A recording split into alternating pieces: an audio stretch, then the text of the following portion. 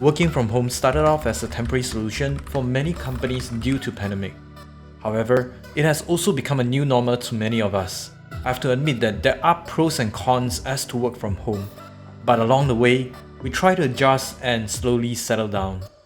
To me, one of the most important aspects when it comes to work from home is to make myself feel as comfortable as possible while being productive at the same time. Hey guys, Jimmy here. First of all, I just want to take this opportunity to thank every one of you who have tuned in and subscribed to my channel. Without you guys, I can never have made it to my first 1000 subscriber.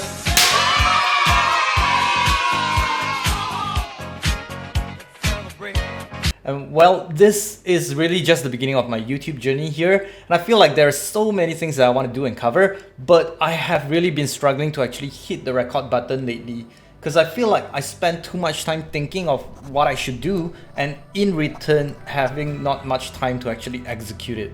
So this is it. I'm just gonna hit the record button and get back again into making content.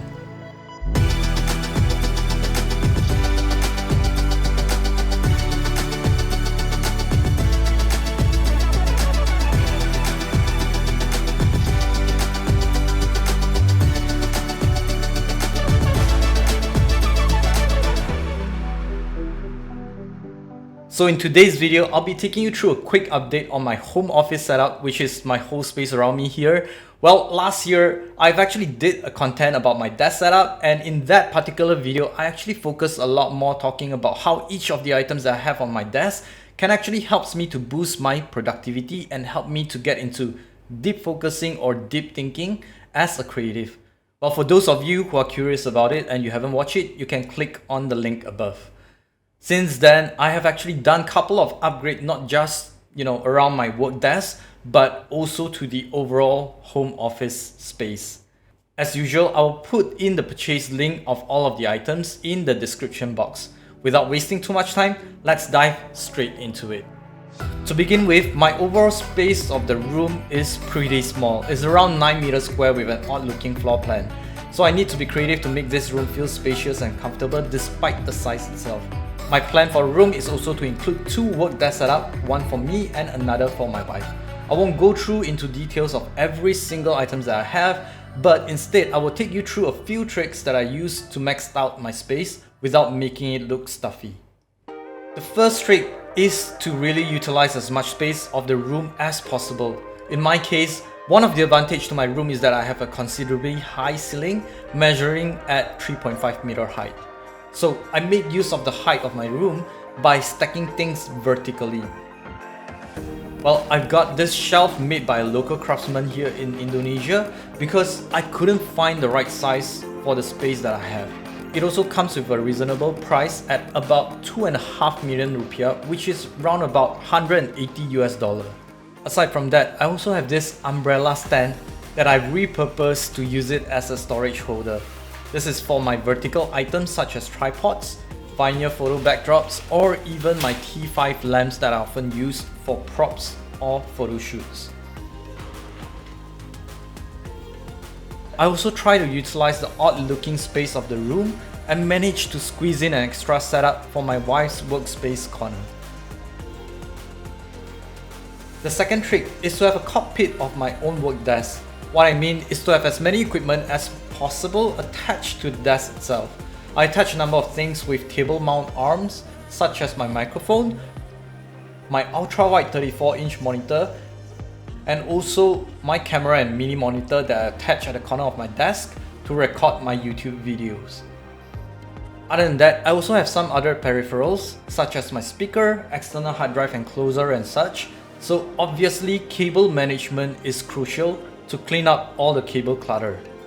I've also put a coaster wheel under the desk so I can move around my desk easily and quickly whenever I need to move it around. As for my wife's work desk corner, it's pretty basic and simple because my wife likes to keep it tight and simple. She just needs a space that can accommodate her office laptop and a cozy surrounding that suits her taste. Trick number 3. Hiding stuff. Use spaces in between. What I mean here is to make use of small spaces that you can think of. In my case, a desk shelf with a narrow storage space for me to hide my smaller items like hard drive, or even my MacBook Pro while having it connected to my main monitor. I also have a small ladder tray hidden underneath the desk shelf to store some other stuff, so that my overall desk will look clean and tidy most time. Other than that, I also use boxes to hide majority of my stuff that I might need only in certain occasions. I try to use matching colors of boxes that suits the theme of my room. These boxes sit nicely, some on top of the IKEA cabinet that I have, and some are hidden inside.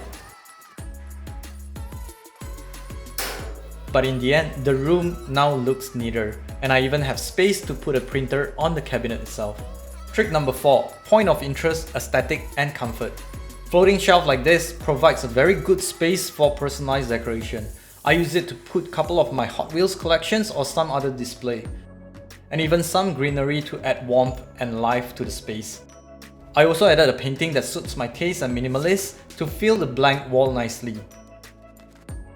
In this room, I have mood light in every corner.